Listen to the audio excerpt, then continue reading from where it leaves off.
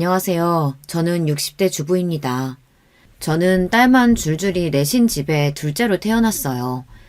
아버지는 끝까지 아들을 낳겠다고 계속해서 자식을 낳았지만 넷째를 낳다가 어머니께서 그만 돌아가시고 말았어요.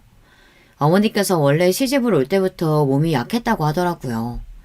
아버지는 어머니께서 돌아가신 이후 식음을 전폐하고 매일 집에 박혀 술만 드셨어요. 하루 종일 아무것도 안 하고 밥도 안 먹고 앉아서 술만 연신 마셨습니다. 그랬으니 자식들이 제대로 자랄 수가 있었겠어요. 당시에 할머니와 함께 살고 있었는데 할머니도 허리가 굽은 80세 노인이었기 때문에 저희를 돌볼 형편이 아니었습니다. 간신히 밥상이나 차려주시는 정도였죠. 당시에 이제 막 국민학교에 다니기 시작한 언니가 집안일을 하고 제가 동생들을 돌봤어요.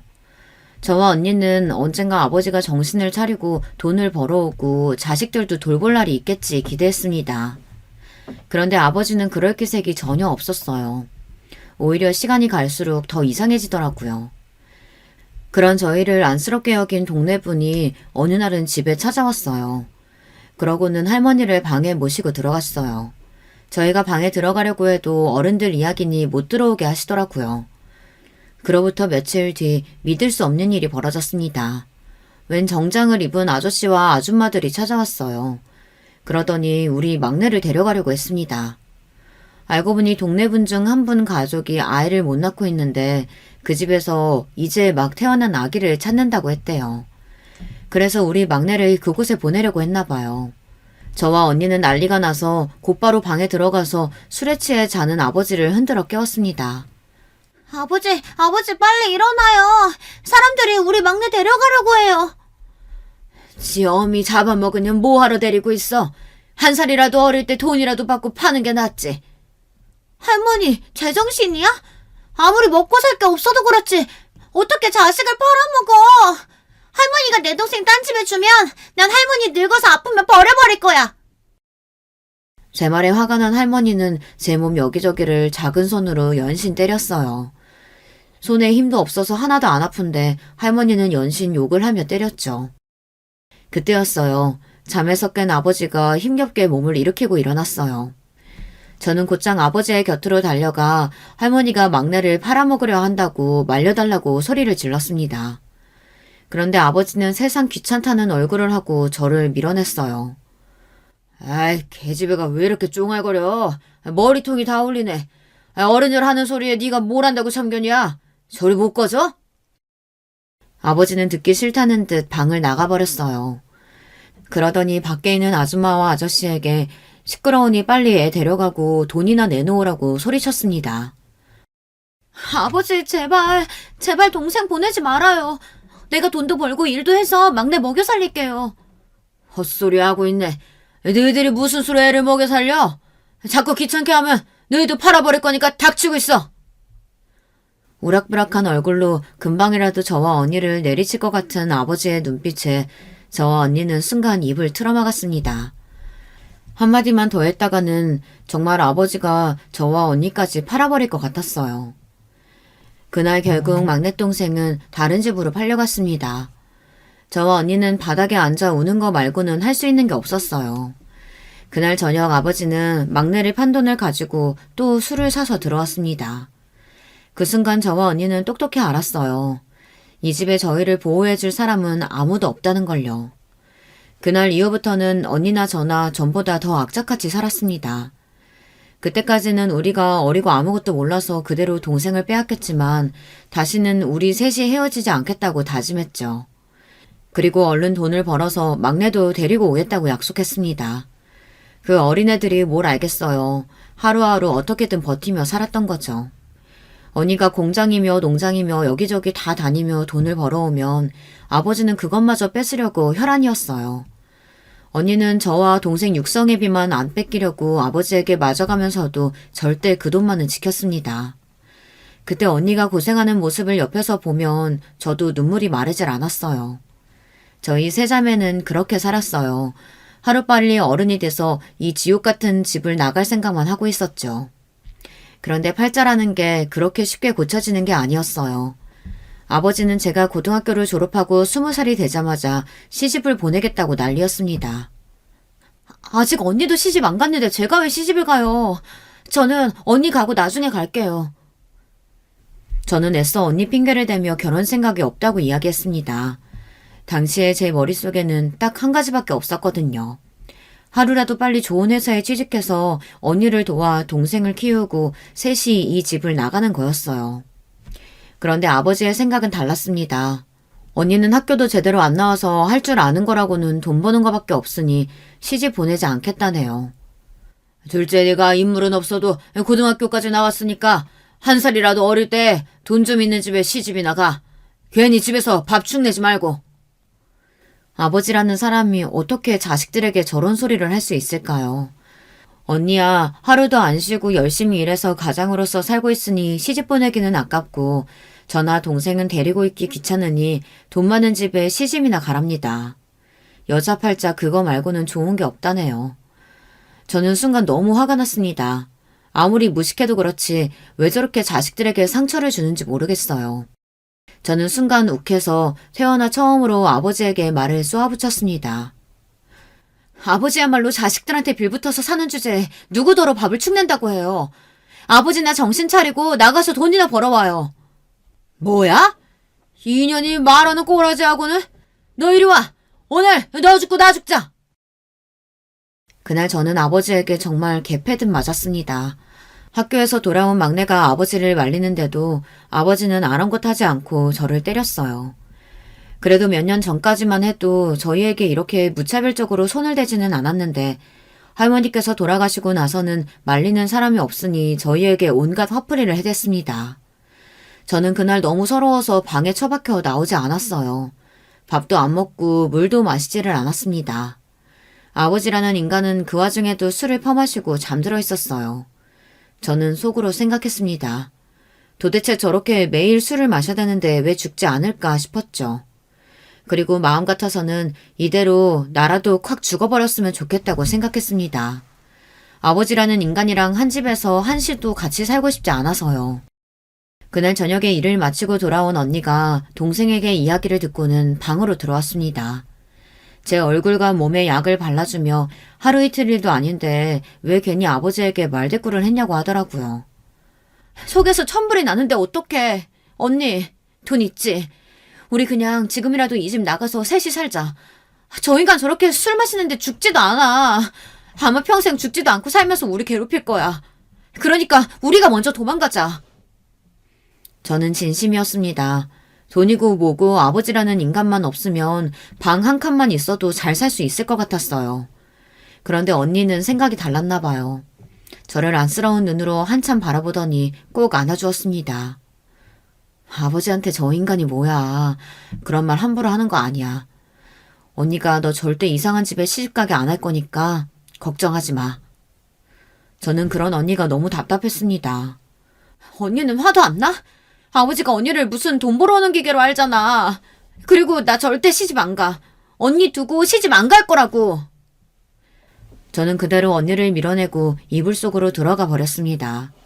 그 순간 언니의 표정이 어땠을지 생각하면 지금도 가슴이 먹먹해요. 저도 그때는 너무 어려서 철이 없었어요. 생각해보면 언니도 그 집에서 도망가고 싶었을 거예요. 그렇게 버는 족족 매일 아버지에게 뺏기고 우리 학비에 용돈으로 매일 나갔으니 집을 나갈 돈 같은 거 있었을 리 없습니다. 가끔 그때의 언니를 떠올려보면 언니는 항상 같은 옷을 입고 있었어요. 저나 동생은 계절마다 새 옷을 사줬는데도 언니는 항상 공장 유니폼이랑 허름한 티셔츠만 입고 있었죠. 매일 아버지 싫다고 집 나가고 싶다고 울고불고 하는 저를 보며 언니는 얼마나 속상했을까요? 그때를 생각하면 언니에게 너무 미안해요. 그로부터 몇 년 뒤 저는 시집가지 않겠다고 버티다가 결국은 시집을 갔습니다. 그럴 수밖에 없었어요. 아버지가 매일같이 남자 사진을 가지고 와서 선을 보라고 했지만 저는 몇 번이나 거절하고 버텼어요. 저도 언니에게 보탬이 되고 싶어 동네 우체국에 취직해서 일했거든요. 워낙 저나 언니나 다들 검소하다 보니 저까지 취직하고 나자 돈이 제법 모였어요. 저는 언니처럼 착한 애가 아니다 보니 월급을 절대 아버지에게 몽땅 뺏기지 않았습니다. 저는 언제든 언니와 동생을 데리고 나갈 준비를 하기 위해 돈을 열심히 모으고 있었습니다. 그런데 문제가 생겼어요. 사고뭉치는 평생 사고뭉치더군요. 그렇게 술을 퍼먹어대더니만 아버지께서 병에 걸렸어요. 뇌에 큰 종양이 생겼다는데 당장 수술을 해야 한다고 했습니다. 저는 외면하려고 했어요. 그렇게 인생을 엉망으로 살았으니 다 자업자득이다 싶었습니다. 그래서 아버지가 죽든 말든 상관하지 않으려고 했어요. 언니, 나 돈 꽤 모았어. 우리 이제 이 집 나가자. 이제 셋째도 20살이니까 우리 셋이서 벌면 금방 부자 될 거야. 저는 언니에게 하루라도 빨리 집을 나가자고 했습니다. 내가 모은 돈이면 단칸방이라도 구할 수 있다고요. 그런데 언니는 또 예쁜 얼굴로 자상하게 웃었습니다. 저는 언니가 그럴 때마다 무서워요. 꼭 제가 듣기 싫은 소리를 할 때마다 그러거든요. 둘째야, 언니 말 잘 들어. 느티나무집 아저씨 알지? 그 아저씨 조카가 시내에서 크게 슈퍼를 하는데 그 남자가 그렇게 세상 물정에도 눈이 밝고 돈 버는 수완도 있대. 주말에 너랑 그 남자랑 손보기로 했으니까 만나보고 웬만하면 시집 가. 저는 순간 언니가 무슨 소리를 하나 싶었습니다. 그래서 버럭 무슨 소리를 하는 거냐며 화부터 냈어요. 네가 좋은 집에 시집을 가야 언니가 마음 편히 아버지 모시면서 살 수 있어. 그러니까 언니 말대로 해. 언니는 세상에서 제일 바보 같은 사람이에요. 언니는 혼자 아버지 수술도 시켜주고 꼭 낳게 해주겠답니다. 그러니 저더러 시집을 가래요. 언니 미쳤어? 아버지 어차피 수술해도 또 술 먹어서 금방 죽을 거야. 그런 인간한테 돈 아깝게 왜 수술을 해줘? 너 아무리 화가 나도 그렇지 어떻게 그런 소리를 해. 수술만 하면 고칠 수 있는 병인데 왜 죽어. 언니는 어쩔 수 없는 팔자라 이렇게 살 거니까 걱정하지 말고 너는 빨리 시집가서 행복하게 살아. 저는 너무 답답해서 눈물이 왈칵 쏟아졌습니다. 그런 거지 같은 인간도 아버지라고 챙기는 언니가 너무 싫었어요. 설마 언니 우리 막내 잊었어? 빨리 돈 벌어서 우리 막내 찾아오기로 했잖아. 저는 어떻게든 언니 마음을 돌리고 싶어서 막내 이야기까지 꺼냈습니다. 그러자 언니가 하는 말이 놀라웠어요. 둘째야, 언니가 너 속상할까봐 말 안 했는데 사실 우리 막내 그 집에 가고 얼마 안 돼서 죽었어. 순간 저는 눈앞이 까마득해졌습니다. 언니 말이 막내가 그 집에 팔려갔을 때 이미 영양실조 상태가 심각했고 몇 날 며칠을 홍역에 시달리다가 죽었다네요. 할머니만 그 사실을 알고 있었는데 할머니께서 돌아가시던 날 언니에게 말했대요. 그 애는 죽었으니 괜히 데려오겠다고 고생하지 말라고요. 저는 상상도 못했습니다. 제가 그토록 그리워하던 막내가 죽었을 거라고는 꿈에도 몰랐어요. 저는 그날 혼자 방에 처박혀 얼마나 울었는지 몰라요. 그로부터 얼마 뒤 저는 바로 결혼했습니다. 언니가 말했던 느티나무집 아저씨 조카와 식을 올렸어요. 막내가 이미 이 세상에 없다는 사실을 알고 나니 저는 아무런 의욕도 없었습니다. 내가 도대체 지금까지 뭘 위해 살아왔던 건지 허망하기만 했습니다. 저는 다 싫었어요. 평생 자식한테 몹쓸지만 하고 자기밖에 모르는 아버지라는 인간도, 그런 아버지를 아버지랍시고 챙기는 언니도 다 싫었습니다. 그래서 언니 말대로 한 거예요. 저는 언니와 동생과 셋이 있는 순간이 가장 행복하고 좋았지만 언니는 제 생각과 달랐으니까요. 저라도 좋은 남자 만나 행복하게 사는 모습을 보고 싶다던 언니에게 보란듯 잘 사는 모습을 보여주기 위해 결혼을 했습니다. 그런데 제가 결혼하고 바로 뒤에 언니는 동생까지 시집을 보냈어요. 당시에 동네에 직업군인이 된 애가 하나 있었는데 걔랑 바로 선을 보게 하더니 시집을 보내더라고요. 군인이면 집도 나오고 평생 먹고 살 걱정은 안 해도 된다고요. 저는 그제야 알았습니다. 언니는 저와 전혀 다른 꿈을 꾸고 살아왔다는 걸요. 아니 어쩌면 언니는 아무런 꿈도 꾸지 못하고 살았는지도 몰라요.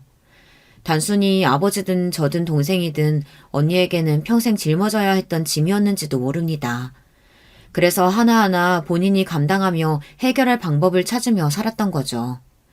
애초에 언니의 행복 같은 건 꿈도 꾸지 않고요. 그런 언니를 생각해서라도 저는 결혼에 잘 살고 싶었습니다. 그런데 세상에는 참 제 마음처럼 되는 일이 없더군요. 결혼 생활이 생각처럼 쉽지 않았어요. 남편은 좋은 사람이긴 했지만 세상에서 돈이 제일 중요하다고 생각하는 사람이었어요. 남편을 보고 있으면 언니의 여자 버전 같다고 느낄 때도 있었습니다. 남편은 3남매 중 장남이에요. 아래로 남동생이 둘이 있었는데 둘 다 남편과는 달리 영 비실비실해서 사내 구실이나 할까 싶을 정도로 유약해 보였습니다. 그런 남동생들을 남편이 다 장가보냈어요. 남동생들은 다 분가에 내보내고 저와 남편이 시부모님을 모셨습니다. 저희 시부모님도 연세가 많아서 일찍이 몸 여기저기 성하신 곳이 없었어요. 그러다 보니 남편이 진작부터 집안의 가장이었더라고요. 남편도 어린 나이부터 가장으로 살다 보니 돈 버는 방법도 일찍 깨우치고 수완이 좋았어요. 남편이 저와 결혼했을 때 저에게 한 이야기가 있습니다. 난 절대 당신 아버지처럼 처자식 굶기고 힘들게는 안 하니까 다른 거 걱정하지 말고 나만 믿고 살아. 그 시절에 몇 번 만나지 않고 결혼했으니 남편이라고 뭐가 좋았겠어요. 그냥 하루하루 정부치고 사는 거였죠. 그래도 한 가지 마음은 편했어요. 남편은 아버지처럼 술도 마시지 않았고 소리도 지르지 않았으니까요. 저는 아들 하나 딸 하나를 낳았는데 남편은 아이들에게도 자상하고 믿음직스러운 아버지였어요. 다른 데에는 돈을 그렇게 아끼는데도 애들 일에는 절대 아끼지 않았죠. 아빠, 애들은 다들 자전거도 있고 컴퓨터도 있는데 우리 집에만 없어요. 저도 공부하고 애들이라고 어울리려면 필요하니까 좀 사주세요. 그런 게 있었으면 진작 말을 했어야지. 가자, 아버지가 나가서 제일 좋은 자전거랑 컴퓨터도 사줄 테니까. 남편은 자식들 말이라면 아주 꿈뻑 죽어요. 영화에 나오는 가슴 절절한 사랑을 하고 결혼을 한 건 아니었지만 그런 모습을 보고 있으면 이게 행복인가 싶기도 했던 시기가 있었습니다. 그런데 사람이 어디 좋은 점만 있나요? 남편에게도 나쁜 점이 있었습니다. 구두쇠도 이런 구두쇠가 없었어요. 자식들에게는 후한 양반이 저에게는 어지간히 야박했죠. 제가 쓰는 거, 입는 거는 항상 확인하면서 사치를 부리나 안 부리나 감시를 했습니다. 제가 한 번은 백화점에서 재킷 하나를 사 입었어요. 애들 학교 행사에 입고 갈 옷이 없어서 세일하는 옷 하나 사 입은 겁니다. 그런데 그날 저녁 남편이 아주 난리를 쳤어요. 세상에, 당신 재벌 사모님이라도 돼? 어떻게 백화점에서 사는 옷을 입을 수가 있어? 난 백화점에서 옷 사 입는 여자들 아주 정신 나갔다고 생각했는데 그게 바로 내 마누라였네. 백화점에서 옷 좀 샀다고 저한테 정신이 나간 여자랍니다. 저는 너무 기가 차서 웃음이 다 나왔어요. 당신이 몰라서 그렇지 백화점 옷이라고 다 비싼 것도 아니야. 이거 세일해서 시장에서 사는 것보다 더 저렴하게 샀어. 이에펜나가 누굴 바보로 하나? 당신이 속이면 내가 넘어갈 줄 알아? 내가 장사만 10년 넘게 한 사람이야. 세상 돌아가는 건 당신보다 내가 더 잘한다고. 헛소리 하지 말고 당장 가서 옷 환불해와. 남편은 한번 고집을 피우면 다른 사람들 말은 아예 듣지도 않았습니다. 몇 날 며칠을 사람을 괴롭히는 통에 저는 결국 옷을 환불했어요. 저는 화가 나서 환불한 영수증을 남편 얼굴에 던졌습니다. 봐라 인간아. 내가 내 마음대로 3만 원도 안 되는 옷도 못 사 입니? 28,000원이라고 적힌 영수증을 얼굴에 던졌는데도 남편은 거들떠도 안 보더니 한 30만 원 줬나 보구만 하고 짓거리더군요. 정말 마음 같아서는 남편 입술을 찢어버리고 싶었습니다.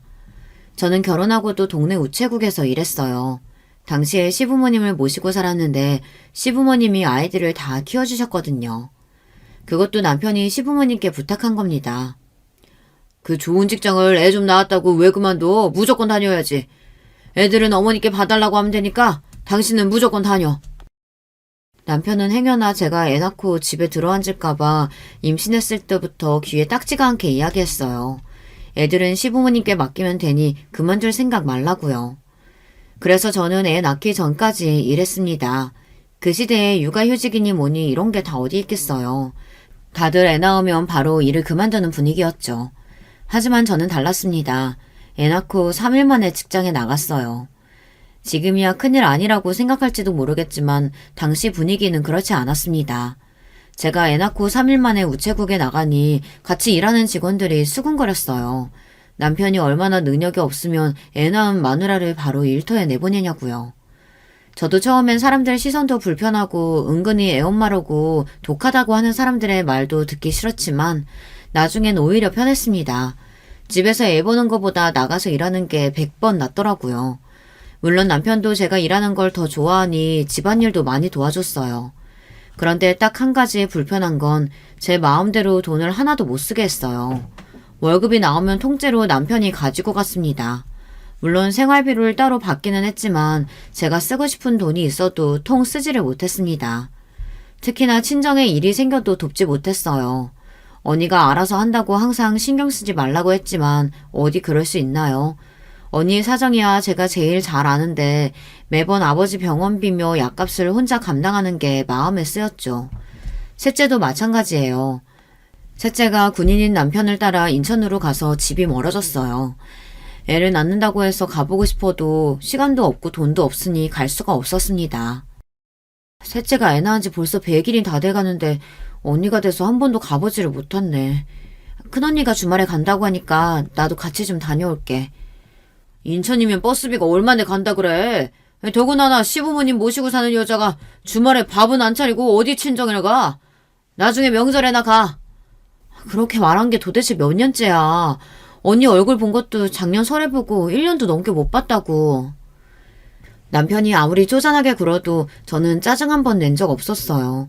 하지만 언니와 동생 얼굴도 못 보고 살게 하니 그건 못 참겠더라고요. 당신 말로는 동생 보러 간다고 해놓고 처형 만나서 돈 주려고 하는 거 내가 모를 줄 알아? 이래서 친정이 가난하면 사위들이 고달픈 거라니까. 막내 동서도 얼마나 힘들면 인천까지 발령받아서 갔겠어. 남편이 저에게 유독 돈 가지고 치사하게 구는 이유가 있었어요. 저희 친정이 가난하니 제가 돈만 생기면 친정에 가져다 주려고 한다고 생각했죠. 남편은 그게 무서워서 저를 꼼짝도 못하게 했어요. 막내 제부가 당신 같은 사람인 줄 알아? 막내 제부는 언니 혼자 아버지 모시느라 고생한다고 언니한테 매달 10만 원씩 보낸다더라. 10만 원? 미쳤네, 미쳤어. 당신 아버지 언제 죽을지도 모르는데 거기다가 돈을 왜 보내? 제 남편이 그런 사람이에요. 돈이라면 아주 벌벌 떨어서 사람 도리일도 할 줄 모르는 사람이었죠. 결혼 초부터 그러니 제 동생이나 언니도 알아요. 명절에 자주 만나지도 않았지만 가끔 언니 집에 가면 들어갈 때 과일 하나를 못 사가게 했어요. 저는 그런 남편이 너무 창피하고 싫어서 일부러 남편은 안 데리고 저 혼자 가버릇했다니까요. 그래야 언니한테 용돈이라도 좀 주고 올 수 있으니까요. 생각해보니 남편이 야박하게 구는 건 저뿐만이 아니네요. 자식들 말고 다른 사람한테 쓰는 돈은 다 아까워했어요. 남편이 저희 언니와 다른 점이 하나 있어요. 언니는 평생 가족들을 위해 희생하면서도 생색 한 번 낸 적이 없었지만 남편은 다릅니다. 남편은 동생들한테도 야박했어요. 본인은 고등학교도 졸업 못하고 동생들 돌보느라 고생했다는 걸 항상 억울해했죠. 남동생들 다 장가 보내고 남편이 처음으로 한 소리가 속 시원하다는 거였어요. 남편은 시아버지가 하시던 인쇄 가게를 물려받아 크게 키워냈습니다. 동네에서 제일 큰 인쇄소였어요. 시동생들도 회사에서 함께 일했습니다. 남편은 시동생들 결혼할 때 둘 다 전셋집을 해줬어요. 그리고 시부모님이 사시던 주택을 본인이 물려받았습니다. 남편이 장남이라 어릴 때부터 고생도 많이 했지만 고생한 만큼 시부모님 재산은 남편이 다 물려받았어요. 저는 그런 점도 남편이 대단하다고 생각했습니다. 물론 본인이 고생한 만큼 받은 것이라고 하면 할 말은 없지만 그래도 같은 형제인데 시동생 중 누구도 왜 형이 재산을 다 가져갔냐고 하는 동생들이 없었어요. 그 정도로 시동생들이 착하고 순진했어요. 남편 말이라면 똥으로 매주를 쓴다고 해도 믿었죠. 그러던 중 일이 하나 생겼어요. 시동생이 인쇄소에서 일하다가 손을 심하게 다쳐서 일을 못하게 됐습니다. 신경이 다쳐 왼손을 아예 쓰지를 못했어요. 졸지에 장애를 갖게 된 시동생은 일도 못하게 됐으니 시동생네 살림이 힘들 수밖에 없었죠. 저는 아무래도 걱정돼서 남편에게 앞으로 시동생은 어떡하냐고 뭐라도 먹고 살 방법을 찾아줘야 하는 거 아니냐고 했습니다.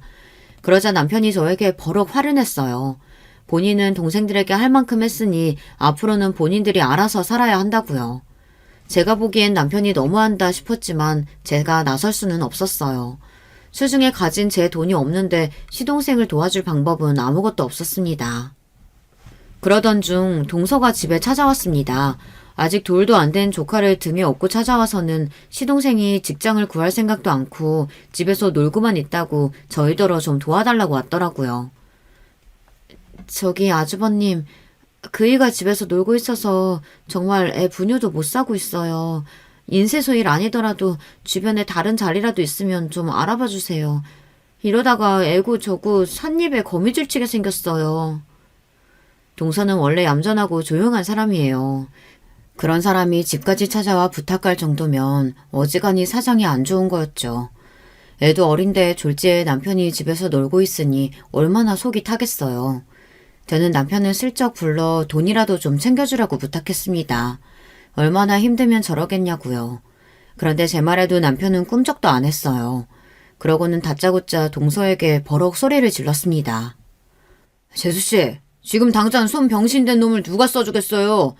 내가 그렇게 조심하라고 했는데도 에휴 정신 못 차리더니 한심한 놈.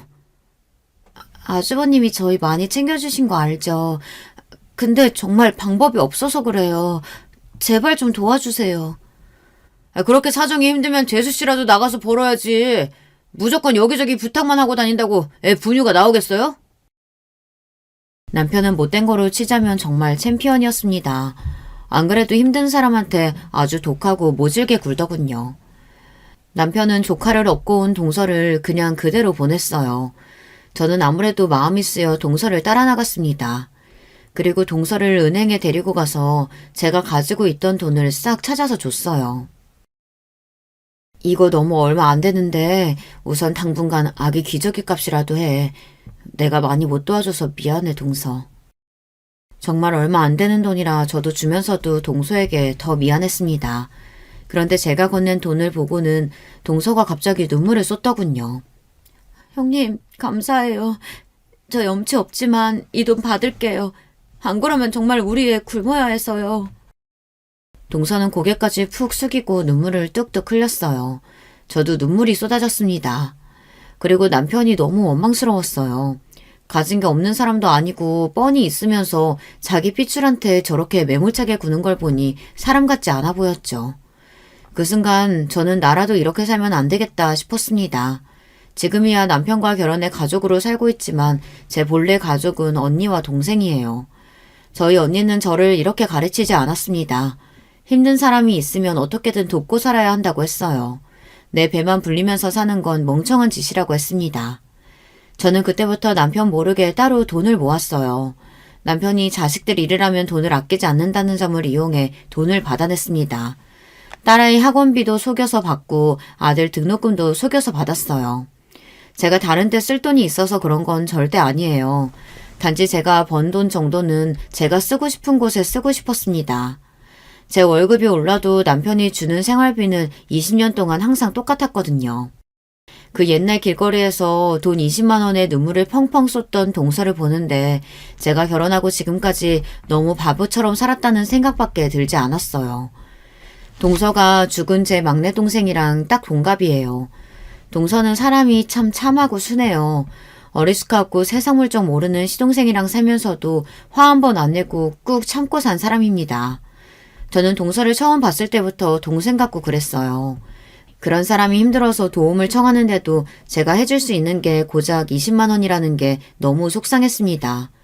그래서 그날 이후 제가 변하기 시작한 거예요. 그전까지도 남편 말이 다 맞는다고 생각한 건 아니었지만 그래도 남편이 악착같이 열심히 살고 있으니 나도 같이 도와서 열심히 살다 보면 우리 가족이 전부 행복해질 줄 알았어요. 그런데 아니었습니다. 남편은 자기 욕심대로 혼자 잘 먹고 잘 살려고 하는 거였어요. 남편과 사는 20년 동안 저는 달라진 게 하나도 없어요. 나이가 많아 우체국을 그만두고 나서도 남편이 쉬지 못하게 해서 저는 마트에서 일합니다. 하지만 남편은 저와 달라요. 몇 년 전 시부모님이 돌아가시고 나서는 인쇄소 문도 닫더니 인쇄소 건물을 팔아 아는 친구 회사에 투자를 했어요. 그 회사에 임원으로 등록돼서 나오는 돈으로 편하게 골프도 치러 다니고 낚시도 하러 다녀요. 저는 인쇄소 문을 닫았을 때 남편에게 동생들에게 돈을 나눠줘야 한다고 강력하게 말했습니다. 당시에도 시동생들은 일용직을 전전하고 있었고 동서는 학교 근처에서 노점상을 하고 있었거든요. 저는 여자 혼자 몸으로 밤늦게까지 노점상에서 분식을 파는 동서가 안쓰러웠습니다. 마음 같아서는 동서에게 작은 가게라도 하나 차려주고 싶었어요. 그런데 남편은 인쇄소 판 돈을 왜 동생들에게 나눠주냐고 노발대발했습니다. 내가 평생 일해서 일군 회사인데 그 돈을 왜 그 새끼들한테 해줘? 안 그래도 결혼할 때 전세금 내준 것도 아까워 죽겠는데. 당신이 열심히 키웠어도 건물은 시부모님 거였잖아. 전세금도 시부모님이 주신 돈이고. 저는 남편이 하는 소리는 다 듣기 싫었습니다. 항상 본인이 한 것만 생각하지 남한테 받은 건 잊어버리고 살았어요. 그래서 우리가 부모님 돌아가실 때까지 모시고 살았잖아. 그 수발 드느라 얼마나 고생을 했는데. 정말 기가 찼습니다. 시부모님 모시고 살면서도 일하면서도 수발은 내가 다 들었는데 꼭 자기가 한 것처럼 굴더군요. 아무리 우리가 시부모님 모시고 살았다고 해도 우리도 애들 맡기고 살면서 부모님 덕 많이 봤잖아. 그런 걸 다 떠나서 동생들 힘들게 사는 거 보면 안쓰럽지도 않아? 당신네 핏줄이 그렇게 물러 터졌으니까 아직도 그 모양 그 꼴로 사는 거야. 당신 언니 봐라. 평생 아버지 수발만 들고 살다가 시집도 못 가고 저렇게 혼자 독거노인으로 사는 거. 뭐? 독거노인? 당신 말 다 했어? 내 말이 틀려? 당신 언니 재산이라고는 빚밖에 없는 노인데 돌아가실 때까지 수발 들고 살다가 얻은 게 뭐가 있어? 당신도 언니 혼자 사는 거 불쌍하다고 행여나 도와줄 생각하지 마. 내가 당신처럼 쫑생이랑 사는데 우리 언니가 나한테 도와달라고 하겠니? 당신이야말로 독거노인으로 늙어 죽기 싫으면 정신 차려. 제 말에 기분이 상한 남편은 고래고래 소리를 질렀지만 저는 아랑곳하지 않았습니다. 20년을 넘게 살다 보니 남편 같은 건 무섭지도 않았어요. 그러던 중 믿기지 않는 일이 벌어졌어요. 제가 마트에서 일을 하고 퇴근하고 집에 가는데 동서에게 연락이 왔더라고요. 동서는 말도 제대로 못할 정도로 울고 있었어요. 저는 무슨 일이냐고 왜 그러냐고 물었습니다. 가게에 무슨 일이 있냐고요. 그런데 시동생이 죽었답니다. 시동생은 한 손이 불편하다 보니 공사 현장이나 교통관리나 안전관리하는 일을 했었어요. 그런데 비가 많이 오는 날 일을 나갔다가 교통관리 중 산사태가 나서 죽고 말았답니다. 저는 가슴이 철렁 내려앉는 것 같았어요. 동서와 아직 학교에 다니는 조카가 너무 안쓰러워서요. 그런데 세상 일이라는 게 참 잔인합니다. 분명 근무 중 당한 사고라 보상이라도 좀 나올 줄 알았더니만 시동생의 부주의로 인한 사망이라 보상금을 전혀 받을 수 없다네요. 시동생이 안전관리를 하는 직원인데 안전모랑 보호장비를 착용하지 않았대요. 더군다나 비가 많이 오는 날이라 분명 본사에서는 철수하라고 했는데도 현장에서 어겼나 보더라고요. 시동생은 결국 보상도 받지 못하고 장례를 치렀습니다. 거기다가 장례식장은 조용하고 문상객도 별로 없었어요. 그런 와중 남편은 또 초를 치는 소리만 해댔습니다. 평생 거지같이 살더니만 죽을 때도 지질이 궁상으로 간다고요. 저는 남편 하는 소리가 듣기 싫어 그만하라고 다그쳤어요. 그런데 문제는 거기서 끝이 아니었습니다. 동서가 장례 비용이 부족했나 봐요. 결제가 다 안 돼서 장례 마지막 날 직원들이 찾아왔습니다. 그걸 보고도 남편은 팔짱을 끼고 모르는 척 하고 있었어요. 저는 남편의 옆구리를 쿡쿡 찔렀습니다. 그리고 우리가 결제하자고 남편에게 말했어요. 그러자 남편이 놀란 토끼 눈이 되어서는 저에게 말도 안 되는 소리를 한다고 했습니다. 우리가 저걸 왜 내? 조의금 들어온 걸로 알아서 하겠지. 뻔히 동선의 사정 알면서 치사하게 그래야겠어? 남은 비용 얼마 되지도 않는데 그냥 좀 내. 제 말에도 남편은 모르는 척 시치미를 떼고 있더군요. 동서가 카드를 꺼내 계산하는데도 모르는 척 하고 있었어요. 저는 남편한테 그나마 있던 정마저 떨어지는 것 같았습니다. 저희 아버지 돌아가셨을 때도 그랬어요. 언니가 여기저기 뛰어다니며 다 알아서 하는 걸 보면서도 일절 얼마 나왔냐 한번 묻지도 않았어요. 물론 제가 남편 모르게 따로 챙겨둔 돈으로 알아서 언니에게 장례 비용을 주기는 했지만 남편에게 선호한 건 어쩔 수 없었습니다. 워낙 그런 인간이라는 거야 진작 알고 있었지만 부모님이 돌아가신 장례식장에서까지 그럴 줄은 몰랐어요. 더군다나 돈도 안 내놓을 거면 입이나 좀 닥치고 있을 것이지 입만 열었다 하면 개소리를 했습니다. 아버지가 돌아가셨을 때도 언니 앞에서 굳이 안 해도 될 말을 떠들어댔습니다. 그러고 보면 장인어른은 참 복도 많으세요. 평생 아들 없다고 투덜거리시면서 딸은 필요 없다고 하시더니만 평생 처형 덕분에 먹고 사셨잖아. 그래도 지금이라도 돌아가셨으니 얼마나 다행이에요. 최영은 이제 속이 다 시원하겠어요. 저희 자매들에게는 아무리 사람 같지 않은 사람이었어도 아버지였어요. 아버지가 돌아가셨다는데 사이라는 인간이 잘 됐답니다. 당신은 제발 입 좀 다물고 있어. 나이가 들수록 왜 그렇게 푼수를 떨어? 그만하라고 다그치는데도 남편은 오히려 자기가 뭐 틀린 소리 했냐고 큰 소리를 쳤습니다. 남편이 그런 인간이라는 걸 너무 잘 알다 보니 제가 시동생 장례식에 가면서도 남편에게 말 조심하라고 그렇게 미리 당부를 했어요. 그런데 남편이 어디 제 말을 듣는 인간이던가요. 남편은 돈도 안 내놓으려면 가만히나 좀 있지 그 가벼운 입을 또 놀리더군요. 아이, 재수씨도 참 답답하네요. 남편이 멍청하면 재수씨라도 정신 바짝 차리고 살았어야죠. 도대체 어떻게 돈 관리를 했길래 장례식 비용도 없어요? 이래서 가난한 사람은 평생 가난하게 사는 거라니까. 당신 도대체 왜 그래? 안 그래도 힘든 동서한테 꼭 그런 식으로 말해야겠어? 저는 부끄러워서 도저히 얼굴을 들 수가 없었습니다. 남편은 나이가 들수록 왜 저렇게 늙어가나 모르겠어요. 저는 납골당으로 가는 버스 안에서 제가 대신 동서에게 사과를 했습니다. 그리고 애써 위로하려고 애썼어요. 그런데 동서 말이 가슴이 아프더군요. 아주버님 말 틀린 거 하나 없어요. 멍청한 남편이랑 살면 저라도 정신 바짝 차리고 살았어야 했는데 저도 생각이 없었어요. 아까는 창피해서 말씀 못 드렸는데 이 인간이 알고 보니까 저 모르게 빚을 졌더라고요. 빚이라니? 죽은 서방님 앞으로 무슨 빚이 있었다는 거야? 장례식장에 온 손님들이 그러는데 남편이 같이 일하는 사람들이랑 어울려서 이상한 도박을 하고 다녔대요. 핸드폰으로 하는 거라는데 저 모르게 주변 사람들한테 빌린 돈이 1,000만 원이 넘는데요. 저 노점상도 벌금 밀려서 못하고 있는데 앞으로 애랑 둘이 어떻게 살아야 할지 너무 막막해요. 동서 말을 듣는데 절로 한숨이 나왔습니다. 동서 팔자도 참 기구해요. 동서도 어릴 때 어머니가 집을 나가 할머니 밑에서 자랐어요. 아버지는 돈 벌어온다고 나가서 돌아오지도 않았고요. 그러다 보니 시동생이랑 결혼하기 전까지 할머니랑 살며 외롭게 살았답니다. 그런 사람이 결혼해서도 평생 부족한 남편 뒤치다꺼리하며 살다 보니 고생이 참 많았어요. 그런데 이제는 남편이 남겨둔 빚까지 갚으며 살아야 하는 지경이었습니다. 저는 아무래도 마음이 좋지 않아 시동생 화장을 하는 내내 집중이 되질 않았어요. 화장하는 동안 바닥에 주저앉아 우는 동서와 조카를 보는데 가슴이 찢어질 것 같았습니다. 장례식이 끝나고도 저는 마음이 편하지 않았습니다. 동서와 조카가 앞으로 살 일을 생각하니 저까지도 막막하더라고요. 저는 도저히 이대로는 안 되겠다 싶어 며칠 뒤 동서를 찾아갔습니다. 그런데 동서는 이삿짐을 싸고 있었어요. 동서, 웬 이삿짐이야? 이사하려고? 저는 놀라서 동서에게 물었습니다. 그러자 동서가 힘없이 웃어 보이더군요. 빚쟁이들한테 자꾸 연락이 와서 더는 못 버티겠더라고요. 그나마 이 집이라도 있으니 전세금이라도 빼서 빚 다 갚고 둘이서 월세라도 가려고요. 저는 입술을 앙 다물고 울지 않기 위해 노력했습니다. 그리고 준비해간 통장을 동서에게 건넸어요.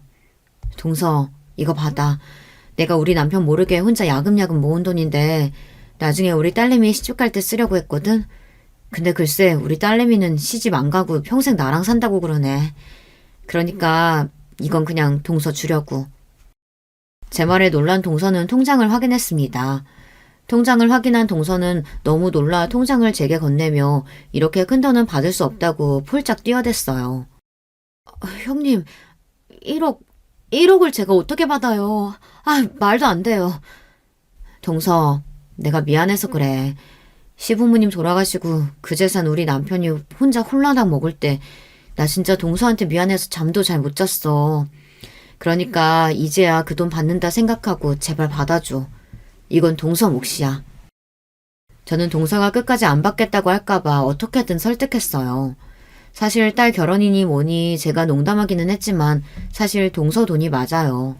시부모님 돌아가시고 남편이 받은 재산 중 일부나 마찬가지니까요. 형님, 너무 감사해요. 제가 항상 이렇게 염치가 없어요.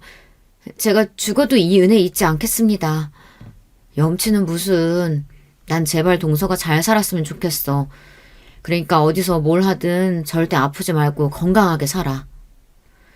동서는 저에게 꼭 이 은혜를 갚겠다고 몇 번이나 이야기했습니다. 저는 그런 소리 하지 말고 마음 굳게 먹고 살라고 했어요. 그리고 무슨 일 생기면 꼭 연락하라고 했습니다. 동서는 저에게 애들 결혼하면 꼭 연락하라고 했어요. 꼭 축하해주러 오겠다고요. 얼마 뒤에 동서는 이사를 갔습니다. 그리고 몇 달 뒤에 제 덕분에 좋은 동네에 집도 구하고 작은 가게도 차렸다고 연락이 왔어요. 동서가 마음 잡고 잘 사는 것 같아 마음이 놓였습니다. 사람 사는 게 참 마음 같지 않아요. 동서가 이사 가고 나서는 제가 먼저 동서에게 자주 전화도 하고 새로 차렸다는 가게에도 놀러 가보려고 했는데 그게 마음처럼 쉽지 않더군요. 애 둘 키우다 보니 어느새 시간이 훌쩍 흘러버렸습니다. 어느새 애들도 다 성인이 되고 저도 지나가면 할머니라고 부르는 사람이 있을 정도로 나이가 들었어요. 이 나이 정도 되면 고민 같은 거 없이 편하게 살 줄만 알았는데 전혀 아니더군요. 말이 씨가 된다고 어릴 때부터 결혼 안 한다고 그렇게들 노래를 부르고 다니더니만 나이가 꽉 찬 자식들이 둘 다 결혼도 안 하고 진작에 독립해서 살고 있습니다. 저도 남들처럼 손주들도 제 손으로 키워주고 싶은데 저희 애들은 전혀 결혼 생각이 없어서 저에게는 먼 이야기였습니다. 그런데 자식들 결혼 문제는 문제도 아니었어요. 글쎄 이 망할 놈의 남편이 꼴에 바람을 피우고 있었습니다. 저는 감쪽같이 몰랐어요. 어느 날 남편이 골프를 치고 집에 들어왔는데 바지 주머니에 웬 영수증들이 잔뜩 있더라고요. 남편이 사람들과 어울려 다니며 골프도 치고 취미생활을 좀 하고 다니지만 워낙 구두세다 보니 카드를 잘 쓰지를 않아요. 그런데 웬일로 카드를 이렇게 긁었나 싶어 신기해서 영수증을 하나하나 확인했습니다.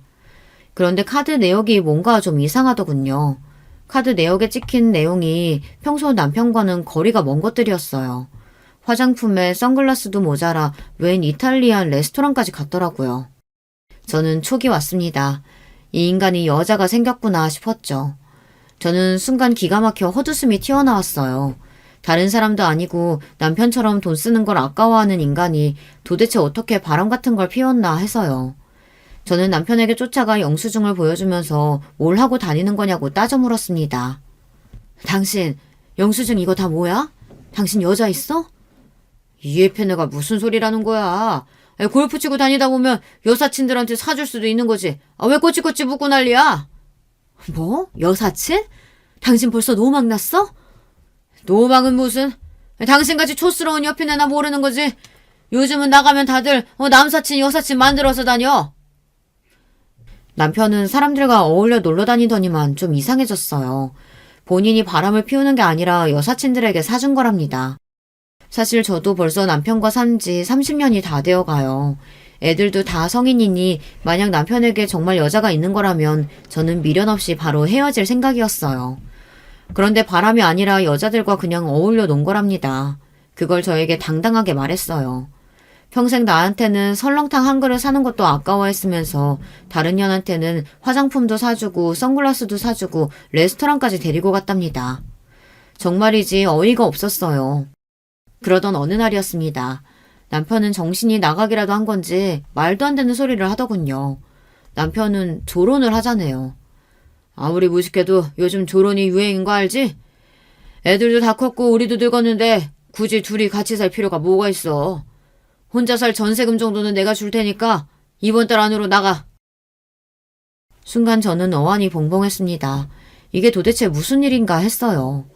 저는 남편이 하는 소리가 도대체 무슨 소리인가 싶어 혼자 핸드폰에 조론이라는 말도 찾아봤어요. 조론이 글쎄 결혼을 졸업하는 거라네요. 저는 기가 막혀서 말문이 턱하고 막혔습니다. 남편은 말만 거창하게 했지 결국은 제가 귀찮다고 이 집에서 나가라는 소리였습니다. 저는 그날 밤 서러워서 혼자 눈물을 삼키고 있었어요. 답답해도 이런 소리를 누구한테 하겠어요. 자식한테 아버지 욕을 할 수도 없고 혼자 사는 언니한테 할 수도 없었죠. 그런데 그때였어요. 제 핸드폰이 울렸습니다. 전화를 걸어온 건 다름 아닌 동서였어요. 저는 전화를 받기도 전에 울컥해서 눈물이 앞을 가렸습니다. 이렇게 마음이 힘들고 기댈 곳이 없을 때 동서에게 전화가 왔다는 사실만으로도 위로가 되는 것 같았습니다. 저는 애써 목소리를 다듬고 10년 만에 온 동서 전화를 받았어요. 형님 잘 지내시죠? 혹시 지금 어디세요? 제가 지금 바로 형님 있는 곳으로 차 보낼 테니까 그 차 타고 바로 오세요. 저는 동서의 말에 당황해서 무슨 일인가 싶었어요. 그런데 30분 후 정말 동서 말대로 집 앞에 웬 고급 세단이 도착했습니다. 그리고 웬 기사가 운전석에서 내려 뒷좌석 문을 열어주더군요. 저는 어색한 표정으로 차에 올라탔습니다. 그리고 차가 출발해 어딘가로 가는 내내 불안한 마음을 감출 수가 없었어요. 저는 마치 꿈을 꾸고 있는 것만 같았습니다. 차는 처음 보는 아파트 앞에 멈췄어요. 그러더니 운전석에 있던 기사가 번호키를 하나 주며 몇 동 몇 호로 가라고 알려줬습니다. 저는 기사 말대로 아파트 안으로 들어갔어요. 그런데 잠시 후 믿을 수 없는 일이 벌어졌습니다. 텅 빈 아파트 안에는 동서와 훌쩍 큰 조카가 저를 바라보고 서 있었어요. 그러더니 한다는 소리가 믿어지지 않았습니다. 형님, 이 집 어떠세요? 제가 형님께 드리는 첫 번째 선물이에요. 동서 말이 이 아파트를 제게 선물로 주고 싶어 불렀답니다. 저는 도대체 무슨 소리냐고 묻고 또 물었어요. 그런데 그때부터 동서가 저를 앉혀놓고 지난 10년 동안 있었던 일에 대해 이야기를 하는데 무슨 드라마라도 보는 것처럼 믿기지 않았습니다.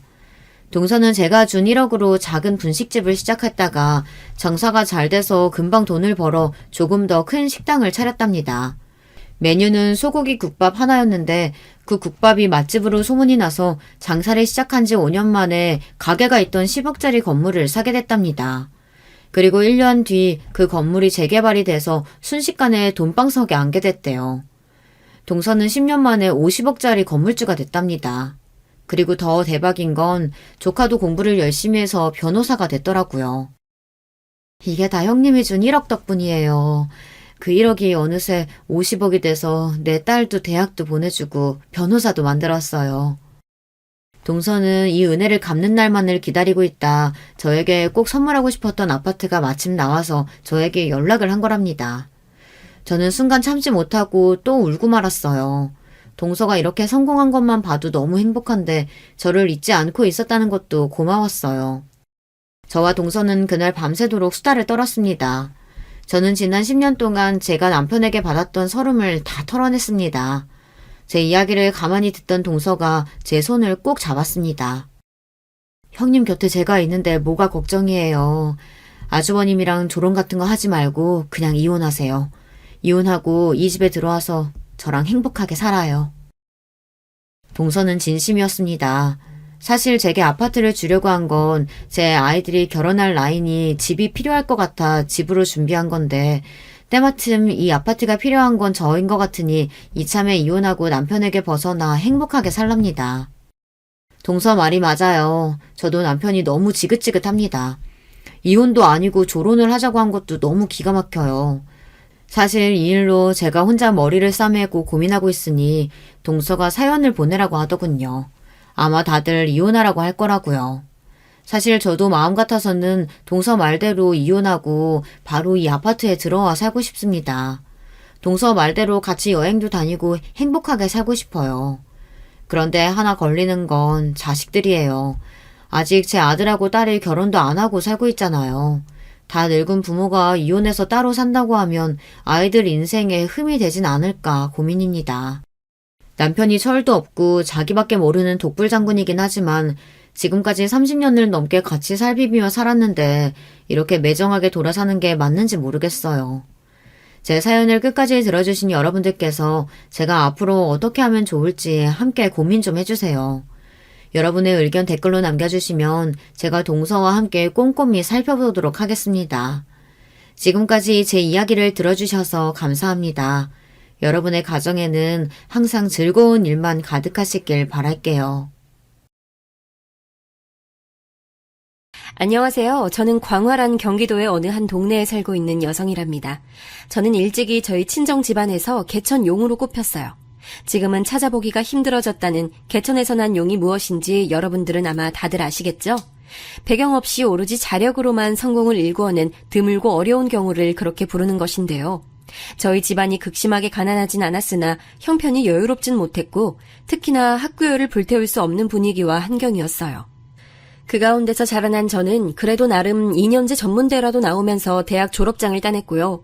처음엔 생산직으로 일을 시작했다가 비록 단순 업무의 반복이었다지만 사무직으로 옮겨갔고요. 이때 자격증 공부도 엄청 열심히 하고 각종 프로그램들을 열이 넘치게 익히면서 점차 다재다능한 면모들을 갖춰가기 시작했어요. 제가 자리를 잡은 후에 만나서 결혼하게 된 상대, 제 남편은 4년제 대학을 나온 사람이었는데 대신 위치가 지방이었답니다. 그 대학교의 이름을 들으면 웬만하면 사람들이 고개를 갸웃하면서 그런 데가 우리나라에 있었던가 싶어질 법한 곳이었으나 남편의 전공은 그나마 그 대학교에서 유일하게 내세울 자랑거리였다는 게 중요했어요. 경쟁력 있는 전공이었다는 것, 거기에 꾸준한 자기 노력을 합쳐서 남편은 취업을 성공적으로 해냈고 그 이후에는 성실함 하나를 무기로 삼아서 열심히 쉬지 않고 달려왔어요. 그런 남편을 저는 지인의 소개로 처음 만났었던 거죠. 적나라한 비약을 해보자면 결혼을 염두에 두고 선을 본 셈이나 다름없었어요. 운명적인 인연을 그리 멋진 사연들 속의 인물들에 비하자면 저희 두 사람은 너무나도 시시하고 현실적인 출발선에 서 있었던 것 같아요. 김이 빠지긴 하지만 어쩌겠나요? 그것이 저희 부부의 지극한 현실이었던 것을 부정할 순 없는걸요. 이 세상 모든 남녀가 영화 속 주인공들처럼 극적으로 사랑을 시작하지는 않는다는 걸 저나 남편이나 잘 알던 사람들이었기에 무덤덤하게 연애를 잘 시작했고 결혼까지도 잘했습니다. 자, 그런데 이러한 저희 부부와는 다르게 자기들은 운명처럼 만나서 불꽃처럼 결혼에 골인했다고 주장하는 부부가 있었어요. 그리고 그들은 먼 곳에 있지 않았어요. 바로 저와 남편의 곁에 있는 존재들이었죠. 제 시동생과 동서였답니다. 저희로 말할 것 같으면 워낙에 각종 고난과 역경을 지나오면서 더욱 끈끈하고 애틋해진 사이라서요. 아직까지도 그래요. 서로의 눈만 봐도 애정이 강렬하게 솟아오르고 무슨 생각을 하고 있는지 알 것 같거든요. 그래 동서, 부부 사이가 좋은 것만큼 큰 복이 또 없지. 그래서 우리 부부도 서로에게 큰 복이 돼줘서 늘 감사한 마음으로 살고 있어. 그런데 저희보단 사이가 덜하신 것 같은데요? 왜냐하면 저희는 아주버님과 형님 두 분처럼 적당히 찾은 결혼 상대인 경우와는 차원이 다르니까요. 저희는 연애 시절에 있었던 일화를 책으로 쓰면 영화와 제의 들어올 만한 수준이에요. 선보고 나서 결혼 땡! 이게 다였던 두 분은 연애 시절에 특별한 일화 따위 없으시겠지만. 지금 생각해보면 동서의 자랑질 참 유치하고도 낯간지러운 방식이었네요. 그런데 이 발언을 제 동서되는 사람이 제 눈을 똑바로 쳐다보면서 술도 안 마신 벌건 대낮에 했다는 게 정말 놀라운 얘기죠. 웃자고 농담한 것도 아니었고 진지하게 자기들이 저희들보다는 훨씬 낫다는 것을 주장하기 위해서 그런 말을 했던 거예요. 동서가 저보다 서열로는 분명 아랫사람인데 도대체 왜 이렇게 굴었냐고요? 이걸 알려드리기 위해서는 인물 소개가 필요한데요. 남편은 3남매 중 둘째고 나이 차이가 꽤 많이 나는 누나 한 명이 있고요. 딱 1살 차이가 나는 연년생 남동생이 또 하나 있어요. 남편의 누나인 제 시누이는 저희 부부가 결혼할 당시에 이미 결혼 10년 차였고 아이가 셋이었답니다. 아무래도 여자다 보니까 결혼이 더 일렀던 측면이 있다고 봐야 했죠. 놀라운 점은 시매부가 시누이보다 1살 연하라는 거예요. 그러니까 시매부 입장에서는 남자치고 결혼을 엄청 일찍 했던 셈이 되네요. 혼전 임신도 아닌데 왜 시매부가 남자임에도 결혼을 일찍 했는지 궁금했는데 알고 보니 시매부 주변의 사람들은 가족이고 지인이고 가리지 않고 전부 다 결혼들을 일찍 했다고 하더라고요. 20대를 넘겨서 결혼한 사람은 아무도 없다는 얘기를 듣고 제가 그 당시에도 정말 깜짝 놀랐던 기억이 있네요. 시매부는 고등학교를 졸업하자마자 바로 일부터 시작했고 그래서 꽤 이른 나이에 나름 결혼자금이라고 부를 만한 금액이 모였었다는 듯 싶었어요. 아, 참고로 시누이는 전문대를 나왔고 전공과는 전혀 관련 없는 일을 하던 도중에 결혼을 한 것이었고요. 시부모님 설명도 간단히 드려보자면 시아버지께서는 고등학교 졸업하신 이후 공장의 잡일부터 설치기사 일까지 가리지 않고 해오신 분이고요. 시어머니께서는 중학교까지 공부를 마치신 이후로 돈을 벌기 위해 사회생활에 몸을 담으셨고 시아버지와는 우연히 인연이 닿아서 교제를 하신 끝에 결혼까지 가셨다고 하더군요. 이쪽이고 저쪽이고 양가 수준이 너무나도 비슷했기 때문에 오히려 결혼하기엔 수월했지. 따질 게 없었으니 말이야. 대신 서로의 집안에서 더 좋은 상대 만나지 왜 너무 똑같은 상대를 골라왔나 싶어서 조금 아쉬워했다고나 할까? 시어머니께서는 너스레를 떨어대셨으나 실상은 녹록지 않은 결혼 생활의 시작이었을 거예요. 두 분은 단칸방에서 출발하셨거든요. 부지런히 쉬지 않고 일을 하며 자식들 키우는 동안에도 절대 돈을 허투루 쓰지 않으시며 집을 넓혀가셨죠. 어쨌든 저를 포함한 시댁 인물들 중에서 소위 학력 자랑이라는 것을 할 만한 인물은 아무도 없었어요. 고학력자나 다른 배경을 내세우며 뻐길 만한 사람이 아무도 없었고, 적나라한 표현을 해보자면 저희는 다 그나물의 그 밥이었던 거예요. 하지만 여기서 드디어 동서의 소개가 나옵니다. 동서는 시댁에 입성했을 때부터 거의 칭송을 받는 존재였어요. 시부모님은 물론이고 시댁의 온갖 친척 어르신들이 동서만 보면 고맙고 예뻐서 어쩔 줄을 몰라 하셨네요. 사실 동서가 결혼한 제 시동생은 일찍이 결혼했다가 이혼을 한 전적이 있어요. 제 남편과 고작 1살 차이라고는 해도 집안의 막내는 막내, 게다가 아들이니 시부모님께서 얼마나 어렸을 때부터 시동생을 귀여워하셨는지 안 봐도 비디오였죠. 남편은 알랑방귀 못 끼고 사람이 좀 외골수라서 정직해 보이긴 해도 재미가 없는 편인데, 시동생은 사랑받으며 자란 막내 아니라고 할까봐 유머 감각도 있고 훨씬 더 성격이 활기찬 편이에요. 그런 시동생이 여자 잘못 만나서 고작 25에 유부남이 됐다가 딱 1년 만에 이혼을 했으니 시댁이 이 시기에 난리도 아니었다고 하네요. 시동생은 그 여자 때문에 다니던 대학도 중퇴를 했다고 하네요. 그래서 최종 학력이 살짝 억울하게 고졸이에요. 그러길래 내가 혼인신고 섣불리 하지 말라고 그렇게 귀에 인이 박히도록 잔소리를 했는데도 말을 더럽게 안 처먹더니 지 부모 속 다 문드러지게 만들어서 정말 너무나도 힘들었는데, 아유. 그러나 그런 때가 다 지나가고 이 금덩이 같은 며느리를 데리고 왔으니 이 얼마나 큰 복이니. 뭐 저처럼 지덕체를 다 갖춘 신부감이 또 없는 건 사실이기는 하죠. 어머님도 이제 옛날 일은 다 잊으세요. 떠올려봤자 기분만 나빠지는 거 아니겠어요? 그래, 맞다. 내가 우리 잘난 작은 애를 두고 괜히 굳이 옛날 일만 들출 필요가 없지. 네가 참 보면 볼수록 우리 집안의 귀한 인물이로구나. 과거를 회상하며 인상을 쓰시던 시어머니의 표정도 금세 환하게 만들 수 있는 존재. 그게 바로 동서였죠. 이혼이라는 전적을 달고 있는 막내 아들과 기꺼이 결혼을 해줬다는 것만으로도 동서는 우선 시부모님으로부터 가산점 크게 먹고 들어가는 거였고요. 게다가 집안까지 꽤 좋은 편이었어요.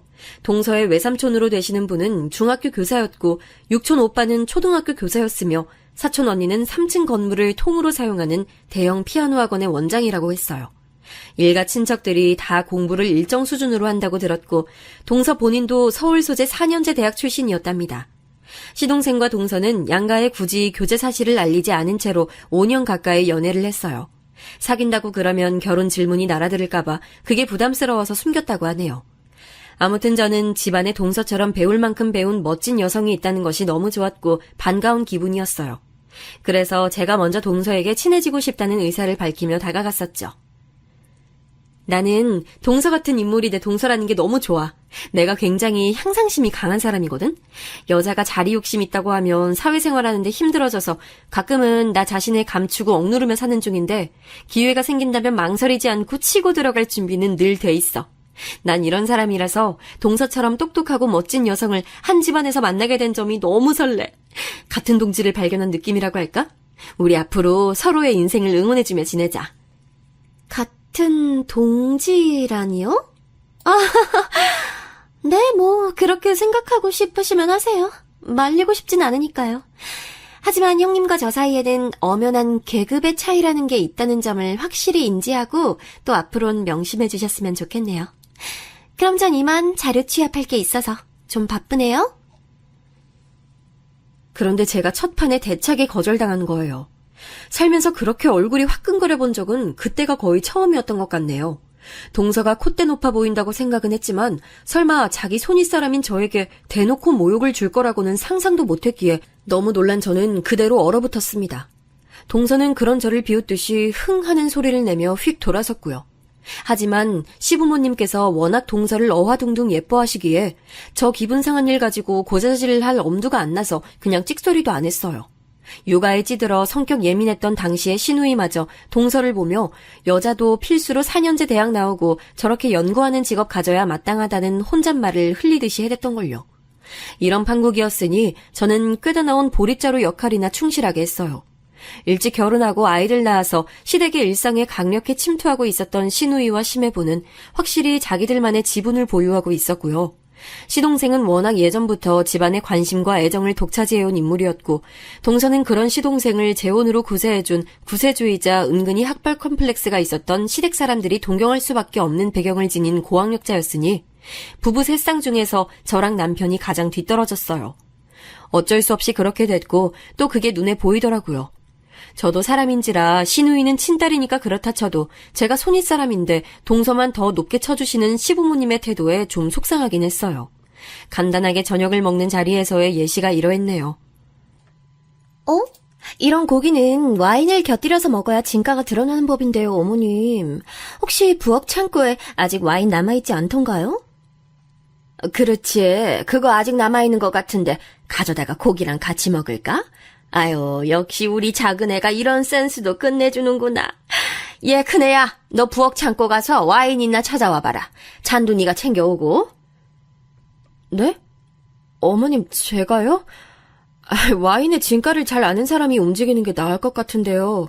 그렇지, 동서. 동서가 친 장구에 시어머니께서 맞장구를 쳐주시는 걸 제가 지켜보고 있다가 난데없이 지목당한 것이었는데 이게 진짜 자존심 상하더라고요. 그래서 당연히 동서 보고 움직이라고 했죠.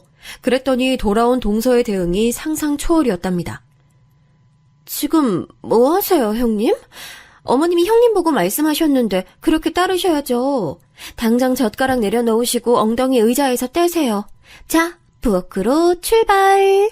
넉넉하게 3분 드릴게요. 뻔뻔한 미소를 지으며 그렇게 말을 하길래 제가 시어머니 쪽을 자동으로 쳐다봤죠. 그런데 시어머니께서는 별 반응 없이 식사를 하고 계셨고 결국 제가 밥 먹다 말고 한숨과 함께 일어난 거예요. 애써 부엌 창고로 가서 와인을 찾아오면 그걸로 끝나지 않고 동서의 박학다식한 와인 설명을 일단 듣고 나서 제가 그걸 시어머니께 직접 따라드려야 했어요. 동서가 얼른 안 따라드리고 뭐하냐고 채근을 해서요. 저기요, 형님. 도로 앉으시기 전에 제 잔도 얼른 채워주셔야죠. 이왕 따라주시는 김에 다 해주셔야 하는 거 아니에요? 제가 회사에서 별별 차별을 다 받아봤고 오만 산전수전 다 겪어본 사람이었기 때문에 간신히 표정 관리가 가능했네요. 동서에게 와인을 따라주면서 제 속이 얼마나 복잡했는지 몰라요. 시어머니께서 동서 앞에서 저를 대우 안 해주시는 것은 제가 대우받는 것을 동서가 원하지 않고 있기 때문이었답니다. 솔직히 동서가 고고하게 굴면서 여왕이라도 된 것처럼 행동하는데 시어머니라고 그 점이 어떻게 고깝게만 보이셨겠나요? 하지만 동서는 좋은 대학을 나왔을 뿐더러 이때 대학원에서 석사 과정을 밟고 있었기 때문에 시어머니께서는 학벌이 대단하니 사람도 대단하게 보인다는 말씀과 함께 참으셨을 뿐이죠. 사실 그렇게 생각하시는 줄로 심증만 있었는데 시어머니께서 시누이와 단둘이 소주 한 잔 걸치시면서 대화하는 내용을 제가 의도치 않게 엿들었다가 알게 됐답니다. 그렇다면 시어머니는 그런 이유라 치고 동서는 왜 저를 안 이뻐했던 걸까요? 그 이유는 동서의 말 속에서 찾을 수 있었어요. 자기 친구랑 큰 소리로 통화하는 소리가 제게도 다 들렸었거든요. 정말 짜증나 죽겠어. 집안도 변변치 않고 죄다 못 배워먹은 무식한 종자들만 가득하던데 꼴랑 2년제 전문대 나온 것 가지고도 유세를 떠는 게 코미디야. 새로 들어간 회사 일이 어떻고 저쩌고 유식한 척 떠들 때마다 머리 한 대 쥐어봐가지고 싶다니까. 지금 내 앞에서 자기가 일적으로 잘 나간다고 자랑하는 거야 뭐야? 그래봤자 엘리트 집안에서 자란 나와는 상대도 안 되는 천한 집구석 출신 주제에 왜 그렇게 자기 분수를 모르고 설치지? 저를 겨냥한 말이었는데 제가 경력을 바탕으로 이직에 성공한 회사에서 인정받으며 일을 시작했다는 게 동서는 그렇게 불만이었나 봐요. 지적 지식이 넘치는 자기는 석사학위 따느라 눈밑이 시커멓게 될 정도로 고생하고 있는데 무식한 제가 월급 따박따박 받는 직업이라고 뻗대면서 일 얘기 늘어놓는 게 꼴보기 싫어서 미치겠다고도 하더군요. 와, 그거 듣고 진짜 제가 어이없어서 혼났네요. 회사 특성상 여자보다 남자가 월등히 많았고 구조를 보면 확실히 여자가 승진이나 업무 추진 부분에 있어서 불리했어요. 그런데 저는 탄탄한 집안 배경이나 인맥 같은 백 하나 없이 여자에다가 그것도 2년제 전문대 나온 입장에서 매일매일이 전쟁이었습니다. 그만큼 치열한 하루를 반복하는 중이었어요. 제 이런 사정은 알지도 못한 채로 아니 알고 싶지도 않아 하면서 무작정 동서는 저를 까내리고 있었던 거예요. 일자랑이라니 그건 시누이가 매번 제 회사 생활 얘기를 궁금해해서 어느 정도만 말해줬을 뿐인 게 다였어요. 만약에 제가 집안 빵빵한 사람이었으면 동서가 저렇게 저를 얕잡아 볼 수 있었을까 하는 가정을 해보니 쓴웃음이 지어지더군요. 저는 동서를 제 마음속에서 멀리하기로 다짐해버렸죠. 동서도 저를 멋대로 깎아내리며 싫어했으니 저도 동서에게 왜 제가 자기를 멀리하게 됐는지 알려주지도 않고 또한 변명할 기회 따위는 주지 않은 채 제 안에서 동서를 배척해버리기로 한 거예요. 그 변화는 금세 겉으로 드러났기에 얼마 후부터 동서가 무척 당황스러워하는 게 보였어요. 원래 같았으면 제가 좋은 게 좋은 거라는 생각으로 그냥 해줬을 일들을 안 해줬거든요. 형님, 다음 주말에 어머님이랑 같이 장 봐서 갈비찜 하기로 하셨다면서요? 그때 3분의 1 정도는 매운 갈비찜으로 해주세요. 제가 요즘에 칼칼한 게 입에서 자꾸 당기네요. 원래는 매운 거 안 즐기는 편인데 형님이 매운 갈비찜 맛있게 해주시면 그건 제가 성의를 다해서 먹어보겠습니다. 동서, 누가 매운 거 좋아하는지 어쩐지 동서한테 물어봤어? 아무도 안 물어봤는데 혼자 잘 노네. 집안에 매운 거 좋아하는 사람 아무도 없는데 동서 하나 때문에 굳이 매운 갈비찜을 따로 하는 건 너무 비효율적인 것 같아. 그냥 동서가 갈비찜 위에다가 고춧가루 뿌려 먹어. 아니면 갈비 한 입, 청양고추 한 입 이렇게 번갈아 가면서 먹든가. 그럼 매운 갈비찜 완성이네. 뭐라고요? 그렇게 먹는 게 어떻게 매운 갈비찜이랑 똑같아요? 형님은 그냥 갈비찜이랑 매운 갈비찜이랑 차이도 모르세요? 하나는 간장 색깔이고 하나는 아예 빨간 색깔이라서 아예 요리법이 다르잖아요. 요리 잘하신다더니 이런 것도 모르시나 봐. 무식한 냄새. 형님답지 않게 말대꾸하시고 그냥 매운 갈비찜이나 얌전히 만드세요. 동서가 내 말 못 들은 모양이구나. 다시 말해줄게. 너 말고는 매운 갈비찜 처먹을 사람 없다고. 그러니까 따로 만드는 건 비효율적이라고. 매운 거 먹고 싶으면 네가 혓바닥 위에 고추를 바르면 된다고. 자, 이제 이해됐지? 설마 동서처럼 똑똑한 사람이 못 알아듣고 나에게 말대꾸하는 일은 없을 거라고 생각해? 제 말이 끝나자 동서의 얼굴은 서서히 빨갛게 달아오르기 시작했어요. 마치 매운 갈비찜을 먹은 사람처럼 말이죠. 제가 어떻게 자기한테 감히 이럴 수 있는지 이해가 안 된다는 표정이었어요. 화가 난 듯 보이기도 했지만 저의 차가운 목소리에 대고 다시 반박할 생각까지는 안 드는 모양이었습니다. 입을 꾹 다물더니 그 이후로는 저만 빼면 눈을 째리기 시작했어요. 그걸 숨기지 않으니까 오죽하면 시아버지께서도 몹시 당황해하셨죠. 혹시 며느리들끼리 사이가 안 좋은 건가 싶어서 자꾸 분위기를 살피시는 듯했어요. 그래서 저는 일부러 동서와 딱히 문제가 없는데 동서 혼자 왜 저러는 건지 의문이라는 듯 어색하게 웃으며 지냈었네요. 그런 제가 가증스럽다고 생각이라도 했는지 동서는 저를 보면 약이 오른다는 듯 은근하게 씩씩거리더군요. 그때까지만 해도 시아버지 그리고 제 남편을 제외하고는 아직까지 다들 동서의 눈치를 살살 보고 있던 시기였네요. 저는 시댁에서 소외되더라도 어차피 제 남편의 가족들이기에 잘 지내고 싶은 거지 그 이상 그 이하도 아니었기 때문에 아쉬워하지 않았어요. 오히려 남편과 편하게 둘이 여가 시간을 잘 쓰면서 부부 사이가 더 돈독해졌답니다. 그리고 저는 야간대학으로 4년제 대학을 다니기 시작했어요. 저의 높은 이상을 받쳐주려면 학력이 우선 준비돼 있어야 저의 기회가 언제쯤 찾아오든 상관없이 제 날개를 펼칠 수 있을 것 같더라고요. 남편의 응원과 지지가 크게 작용했네요. 제가 잘 돼야 자기도 잘 되는 거라고 말해주는 남편이 있어서 저는 도전이라는 것을 두려워하지 않았던 듯 싶어요. 남편이 이렇게 나오자 시부모님께서도 점차 저희 부부를 다른 눈으로 주시하기 시작하셨어요. 제가 회사 일에 의욕적이라는 것만 아셨을 뿐이었던 시어머니께서도 회사에서 제 위치가 어떻게 되는지, 회사는 뭘 해서 먹고 사는 회사인지 그런 것들에 관심을 가지시더군요. 나는 큰애가 회사를 유독 열심히 다닌다고만 생각했는데 야간대학까지 다니면서 더 큰 미래를 준비하고 있었다는 게 너무 놀랍구나. 그렇다면 우리 집안에는 또 4년제 대학 간판단 사람이 추가되는 거네. 정말 멋지다. 내가 20년만 젊었다면 큰애 너처럼 살고 싶을 정도로 여자 인생 한번 폼나게 살아가는구나. 어머님, 지금도 늦지 않으셨어요. 배우고 싶으신 거 있으시면 배우시고 활동하시고 싶으신 분야가 있으면 도전해보세요. 저번에 보니까 어머님 영어 공부에 흥미 있으시던데 영어 배워서 자막 없이 외국 영화 보는 게 소원이라고 하지 않으셨어요?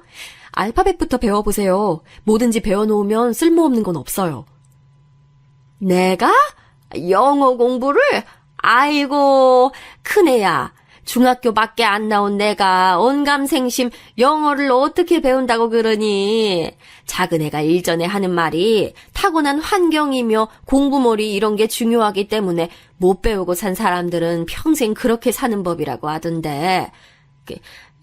그래도 시작은 해볼까? 알파벳 모시기? 부끄러운 것인지 드러내진 않으셨으나 시어머니께서는 분명히 영어를 배우고 싶어 하셨기 때문에 저는 그 길을 적극적으로 밀어드렸어요. 그로부터 얼마 지나지 않았을 때부터 시어머니께서는 확실히 저를 보는 눈빛이 달라지셨고요.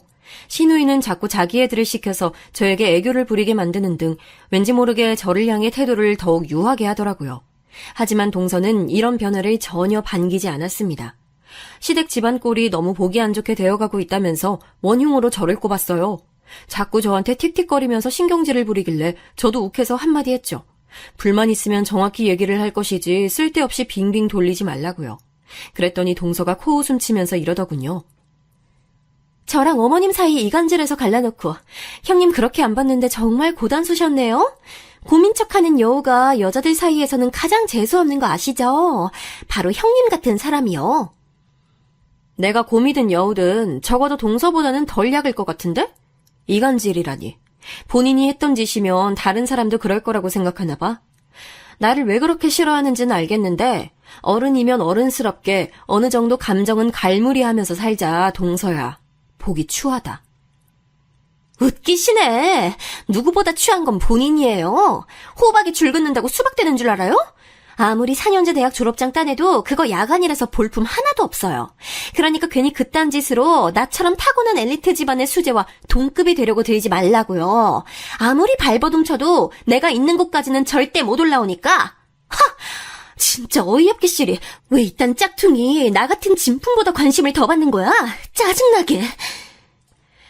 동서는 저보다 월등한 자기 집안 배경, 그리고 고학력에 엄청난 자부심이 있는 사람이었고 늘 자기가 중심에 있어 왔는데 제가 그 영역을 침범하다 못해 그 자리를 빼앗는다고 여긴 모양이었어요. 다 큰 어른이 왜 이러나 싶었고 너무 공부만 하고 살면 저렇게 성격이 고슴도치처럼 되는 건가 싶어서 의문이기도 했네요. 아무튼 저는 동서하고 이때를 기점으로 완전히 서로에게 등을 돌렸어요. 공존할 수 없다고 못을 땅땅 박아버린 거였죠. 시댁의 모든 일가 친척들이 저랑 동서의 사이가 냉랭하다는 것을 점차 다 알아버려서 처음엔 너무 민망하기도 했으나 시간이 지나자 적응이 됐네요. 웬만하면 한자리에서 안 마주치려고 하였고 보게 되더라도 짧은 인사가 끝이고 추가적인 말은 아예 안 섞었어요. 시부모님께서는 저러다 말겠지 싶어서 그냥 두셨다가 이 냉전 대치가 계속되자 골치 아파하셨고요. 시동생과 동서는 이때 열심히 시부모님께 입을 털면서 저와 남편의 험담을 해댔었고요. 이건 나중에 신우가 저에게 귀띔을 해줘서 다 알게 됐답니다. 어쩐지 시부모님의 태도가 묘하다고 느껴진 적이 몇 번 있더라니 그런 이유 때문이었던 거죠. 그런데 저도 그렇지만 남편이 워낙 고지식해서 그런 거에 신경 안 쓰고 억울한 상황에 처해도 묵묵한 사람이에요. 그래서 저희 부부는 아무 찍소리도 안 하고 살았네요. 사람이 참 신기한 게 험담이나 뒷담을 나누는 상대에게 금세 동조하게 되지만 그것이 계속 길어지면 마음이 불편해집니다. 끊임없이 남 안 좋은 얘기나 해대는 이 상대부터가 안 좋은 사람으로 보이기 시작하거든요. 시부모님도 그러셨나 봐요. 저희 부부는 아무것도 한 것이 없건만 시간이 지나자 저희를 자꾸만 찾으셨고 의논하실 일이 있어도 그 누구보다 저희에게 먼저 말씀을 하시고자 하였어요. 큰애야, 우리가 이번에 작게 시골집을 하나 마련해볼까 어쩔까 하는데 위치 보러 너네 데리고 가도 되겠니? 니들이 꼼꼼하고 신중하게 잘 보는 성격들이라서 아무래도 믿음이 가네. 니들 시간 될 때 맞춰서 우리가 움직이마. 이런 변화에 시동생은 물론이고 특히 동서가 일을 빡빡 가는 모양이었는데 저는 모른 척했네요. 동서는 석사 다음 박사까지 학위를 따냈습니다. 대단하다는 생각이 들었고 그 다음으로는 축하의 마음이 들었죠. 동서가 박사 학위를 따내고 나서 얼마 안 지나고 시댁에서 모였을 때 어깨에 힘 빡 들어간 동서를 보니까 참 여전하다는 감상이 들어서 좀 웃음이 났어요. 그런데 그때 딱 마침 동서가 웃고 있던 저를 발견한 거예요. 눈이 마주쳤는데 동서의 표정이 일순간 정말 살벌하게 보여서 놀랐죠. 한동안은 괜히 동서의 그 표정이 제 안에 잔상으로 남아있을 정도였어요. 며칠 뒤 발견한 동서의 표정은 또 반대로 무척 공허해 보여서 놀랐었는데요. 상황은 시어머니께서 말씀하시던 중이었어요. 우리 집안에 박사님이 있다니. 아니, 난 아무리 생각해도 안 믿기는 게 내가 박사 며느리를 뒀다는 거야. 마치 나도 대단한 사람이 된 것 같아서 기분이 아주 묘하고 좋구나. 어머님께서 너무 좋아해 주시니 저도 몸둘 바를 모르겠네요. 솔직히 제 머리로 제 능력으로 박사학위 따는 거야 그리 엄청난 업적은 아니라고 생각하지만 남들 입장에서 보자면 엄청난 거니까요. 네, 제가 대단하긴 하네요. 그럼 대단하고 말고. 저기 근데 큰애야, 저번에 옆 부서 사람인가 퇴사하고 영어학원 차린다더니 어떻게 됐니? 그 사람이 알고 보니까 완전히 교육자 집안이었다면서? 집안에 교수만 셋이라니 엄청난 거지. 그런 대단한 사람이 널 그렇게 인정해줘서 오만 회사 사람들에게 네 칭찬을 다 해놓고 퇴사를 했다는 게 난 암만 생각해봐도 너무 감동적이야. 동서를 칭찬하시다 말고 시어머니께서 불쑥 제게 화제를 돌리신 거예요. 저는 대수롭지 않게 여기고 시어머니와 대화를 이어갔는데 문득 동서 쪽을 보자 몸에서 영혼이라도 빠져나간 사람 마냥 표정이 멍하게 있는 거예요. 살벌했을 때만큼이나 이상한 표정 같아서 제가 또 뇌리에 그게 박혀 있었죠. 그리고 시간이 흘러 동서는 무려 교수가 됐습니다. 대학 교수 말이죠. 동서와는 이제 사는데도 너무 멀어져서 1년에 몇 번 못 보는 사이가 되어 있었던 저는 그 나이에 대학 교수가 됐다는 소식이 너무 뜬금없이 느껴져서 놀랐던 것 같아요. 그 엄청난 소식이 퍼진 다음 주말에 모두가 함께 모여서 식사 자리를 갖게 됐어요. 예상은 했지만 역시나 동서 엄청나게 거들먹거리며 등장하더군요. 손에는 샤넬 가방 떡하니 낀 채로 도도하게 단발머리를 이리저리 휘날리면서 다가오는 동서의 모습에 이상하게도 저는 웃음이 날 뻔했어요. 시댁 근처의 식당에서 다 같이 모인 그 자리를 빌려 저는 동서에게 진심 어린 축하의 인사를 건넸습니다. 동서, 머리가 좋고 똑 부러지는 줄은 진작에 알았지만 정말 대단한 것 같네. 교수라니. 그거 아무나 되는 거 아니고 모두 선망하는 직업이잖아. 진심으로 축하해. 앞으로 승승장구만 하길 바라. 당연히 승승장구 하겠죠. 제가 설마 엎어지는 일이 있을까 봐서요? 저 보통 대단한 사람 아니에요. 동서는 아직도 그런 얘기하는구나. 그래, 인정할게. 그렇게 나의 인정을 원한다면 내가 못해줄 이유가 없지. 오늘같이 좋은 자리에서. 제가 순순히 고개를 끄덕거리며 말해주자 동서가 격양된 듯이 우쭐거리는 표정을 감추질 못하더군요.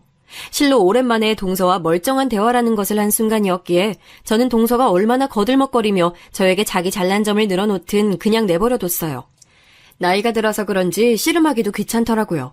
그런데 잠시 후에 신우이가 제 쪽으로 몸을 기울이더니 말을 걸어왔어요. 올케, 프로젝트 맡기로 했다는 거 어떻게 되는 중이야? 프로젝트 맡아서 팀장직을 수행하기로 했다니. 나 그 얘기 듣고 괜히 내가 떨려서 심장 졸인 거 알아? 올케는 여자가 그런 회사에서 어쩜 그렇게 멋진 행보를 보일 수가 있어? 그거 지금 제가 맡아서 진행 중에 있어요. 저희 회사에서 여자가 이런 프로젝트를 맡아서 이끄는 건 제가 처음이긴 한데요. 멋진 행보라고 칭찬 들을 정도인가 싶어서 조금 민망하네요. 제가 기분 좋게 신우이의 말을 받았는데 그때 보니까 동서의 표정이 확 가라앉아 있었어요. 저뿐만 아니라 신우이 쪽을 보면서도 눈을 싹 흘기더군요. 자기만 칭찬받아야 직성이 풀리는 욕심 많은 어린애도 아니고 정말 동서의 태도에 새삼 어처구니가 없어졌지요. 그 와중에 문득 저는 그 자리에서 이상한 점을 한 가지 발견했어요. 그건 바로 시동생의 안색이 미묘하게 좋지 않았다는 점이었죠. 동서가 교수된 것을 축하하는 자리에서 시동생이 조용히 군다? 이건 말도 안 되는 거였거든요. 제가 생각에 잠겨 있으니 남편이 제 눈치를 살피면서 음식을 저에게 챙겨줬어요. 맛있는 반찬 좀 먹어보라면서 말이죠. 저는 남편이 젓가락으로 집어주면 입만 벌려서 몇 번 받아먹었는데 그 광경을 동서가 보고 있었습니다. 왠지 심통이 난 표정이더라고요. 이쯤 되면 제가 잘 되거나 제가 행복한 모든 것을 용납 못하는 사람이 아닐까 싶어서 저는 괜히 동서와 다시 말 섞기 시작했다는 후회가 들었죠. 그러던 어느 날 제가 엄청난 사실을 알게 되었죠. 어쩌다 보니 회사에 미팅을 온 거래처 사람이 시동생과 동서가 사는 지역에 거주한다는 걸 들어서 동서가 교수로 있는 대학 이름을 무심코 꺼내본 거였어요. 그런데 마침 거래처 사람이 하는 말이 자기 친척이 그 대학 교수로 있다고 말을 하는 거예요. 어디과 교수라고 말을 하는데 딱 들으니까 동서가 소속된 과가 분명해 보였어요. 와, 이거 신기하잖아요. 그래서 저도 제 동서가 거기에 교수로 있다고 얘기를 해줬죠. 그러자 거래처 사람은 고개를 갸웃거리면서 젊은 여자 교수는 절대 없다고 자기가 확신한다고 그러는 거예요. 제가 너무 놀라서 얼어붙어 있는데 거래처 사람이 뭔가 떠오른 듯이 표정을 밝히면서 한 가지 사실을 얘기해줬어요. 저는 그걸 듣고 더 놀라서 어쩔 줄 몰라졌고요. 어째서 동서가 교수된 걸 축하하던 자리에서 시동생의 안색이 좋지 못했는지 그 이유를 알게 돼서 착잡한 심정이었네요. 고심하던 저는 우선은 이걸 묻어두기로 하고 제 일에 집중했어요. 저는 아주 중요한 목표를 고지해 두고 달려가는 중이었거든요. 바로 제가 회사 임원으로 올라설지도 모른다는 기로였답니다. 꿈만 같은 일이었기에 저는 조금도 방심하지 않았어요. 그리고 마침내 저는 학수고대하던 순간을 맞이하게 됐어요. 바로 제가 회사의 어엿한 임원 자리에 오른 것이었죠. 그간 네가 정말 고생 많았어. 너야말로 정말이지 저기 먼 밑바닥에서부터 능력과 끈기와 오기만 믿고 불도저처럼 다 밀고 올라온 사람이잖아. 그거 내가 옆에서 다 봐왔고 네가 얼마나 네 자신에게 한 점 부끄럼 없이 편법 한 번을 안 쓰면서 정직한 노력해왔는지 내가 알아. 내가 바로 증인이야. 너 정말 멋진 여자야. 너랑 결혼한 건 내 일생일대의 행운이다. 남편의 말에 제가 너무 감동받아서 눈물을 줄줄 흘렸어요. 아무리 기쁜 소식이 있다고 해도 그걸 나눌 마음의 상대가 없다면 그 기쁨은 배가 될 수 없는 법이잖아요. 하지만 제게는 남편이 있어서 이루 말할 수 없이 행복했답니다. 그리고 저의 이 놀라운 소식을 접하고서 축하해줄 또 다른 가족들이 있었어요. 바로 제 친정과 시댁이었죠. 우선 제 친정 식구들은 역시 개천 용이 결국 일을 내는구나 라며 흥분을 감추지 못했고요. 한 명씩 저와 통화도 정말 오래 했네요. 시댁에서는 가장 먼저 시아버지께서 저에게 축하 인사말을 읊어주셨는데요. 네 시아비가 얼마나 유단을 떨었는지 알면 네가 까무러칠 거야. 내가 쓰다 말았던 가계부 노트를 어떻게 찾았는지 그걸 가져가서 뒷장에다가 너한테 보내는 축하 편지를 썼지 뭐야. 나 원참 나한텐 40년 전에 손바닥만하게 짧은 내용으로 편지 써준 게 전부인 양반이 웬 유별을 부린다니. 아버님께서 설마 그런 걸 준비하셨을 줄은 꿈에도 몰랐어요. 저 아직까지도 여운이 남아서 감동이 가시질 않아요. 어머님도 저 진심으로 잘됐다고 축하해 주셔서 감사드려요. 네가 잘 되는 게 내 자식이 잘 되는 거고 또 내 손주들이 잘 되는 건데 당연히 축하를 하고 말고. 아유, 아니 지금 이럴 게 아니지. 얼른 마트 가서 장 볼 것들 뭐 있나 쫙 메모를 해놔야겠다. 이번 주말에 저녁상 거나하게 차려볼 테니까 그런 줄 알고 있어. 올 수 있는 사람들 싹 다 모여서 축하잔치 열자. 이런 걸 그냥 넘어가면 쓰니 딱딱 짚고 넘어가야지. 안 그러냐? 시어머니께서 먼저 축하 자리를 열자고 말씀해 주셔서 제가 화들짝 놀랄 수밖에 없었어요. 이런 건 상상조차 못 해봤거든요. 저는 당연히 저희 네 식구끼리나 오붓하고 간단하게 외식을 할 요량이었는데 시아버지께서 미리 축하말을 준비하셨다는 것보다 사실은 시어머니의 축하잔치 제안이 더욱 놀라웠답니다.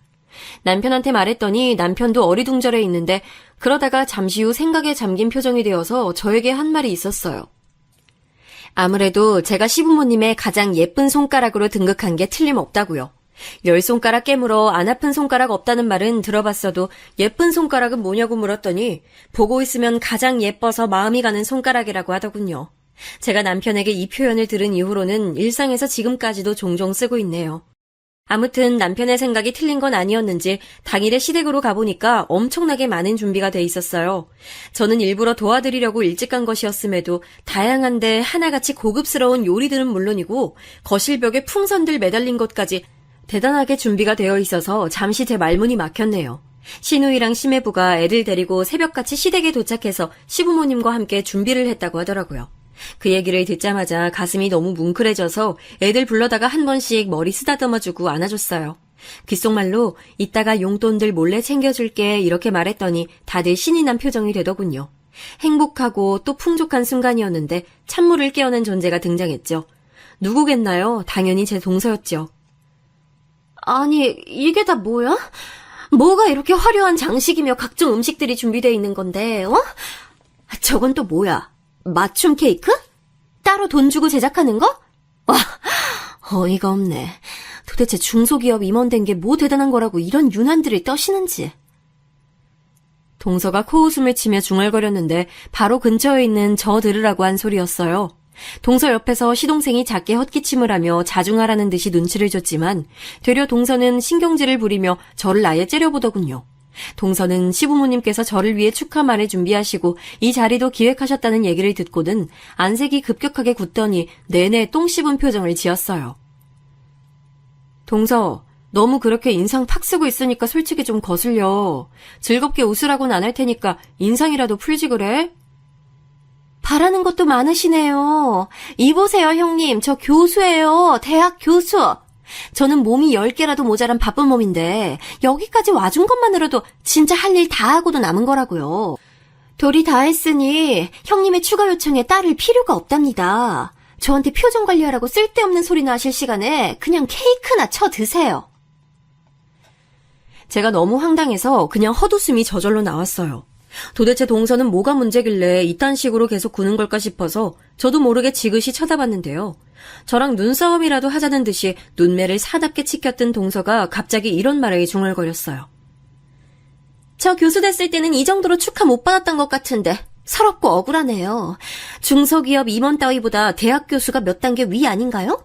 아니, 솔직히 비교하는 것 자체가 제게는 수치스러운 일이고요. 저는 제가 왜 형님보다 대우를 못 받아야 하는지 이해가 안 돼요. 늘 이해가 안 되는 일들 투성이었지만 오늘은 특히 더하네요.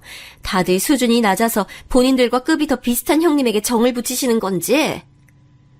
그 순간 제 이성이 끊어졌어요. 동서의 비틀린 인매를 본 순간이었죠. 저도 모르게 자리에서 벌떡 일어나서는 동서를 내려다보며 삿대질과 함께 모두의 시선이 제게로 주목된 가운데 이렇게 외치고 말았습니다. 뭐? 시간 강사 주제에 아까부터 혼자 뭐라고 지랄하는 거야? 너야말로 진짜 정 교수도 아닌 가짜 주제. 나를 언제까지 까내릴 거니? 스스로 안 쪽팔려? 너 내가 진심으로 경고하는데 한 번만 더 나한테 깝치면 가만 안 둔다. 너 시간 강사하는 것마저 못하게 내가 만들어버리는 수가 있어. 제가 알아냈던 동서의 비밀. 의뢰의 대학 교수라고 하면 생각하는 그 정 교수가 아니라 시간제 강사였다는 것이었어요. 삽시간에 동서는 안색이 창백하게 변했고 시댁 식구들 일동은 전부 경악에 차서 본인들이 방금 뭘 들은 건지 믿을 수 없어 했어요. 다만 시동생만이 한숨을 내쉴 뿐이었죠. 내려앉은 침묵 속에서 동서는 멍하게 이런 소리를 뱉고 말았어요. 그걸 형님이 어떻게 알고 계시죠? 알 리가 없는데? 그러더니 자기 입을 손으로 틀어막았죠. 방금 독백으로 제 말을 본인이 수긍한 거나 다름없어졌으니까요. 대체 무슨 말이냐면서 모두가 질문을 날려댔고 동서는 앉은 몸을 벌벌 떨고 있었어요. 저는 동서가 다닌다는 대학 쪽에 아는 사람이 있어서 우연히 그 사실을 알게 됐다며 조용히 시부모님께 전말을 고했습니다. 시아버지께서는 기함을 하셨고 시어머니께서는 불호령과 함께 일어나셨다가 현기증이 나셨는지 쓰러지셨어요. 이게 무슨 일이야? 이 무슨 말도 안 되는 해괴한 일이 우리 집안에 벌어진 거야. 아이고 두야. 너 정식 교수 아니고 시간 강사였어? 여태까지 우리를 다 속여온 거였냐고? 네 입으로 직접 말해봐. 남편이랑 시매부가 얼른 방으로 모셔서 손발 주물러 드렸고요. 신우이는 제정신이냐며 양심도 없냐며 동서에게 맹비난을 퍼부어댔습니다. 시동생은 그 사실을 뻔히 알면서도 지금까지 함구해왔다며 시아버지께 무릎을 꿇었고요.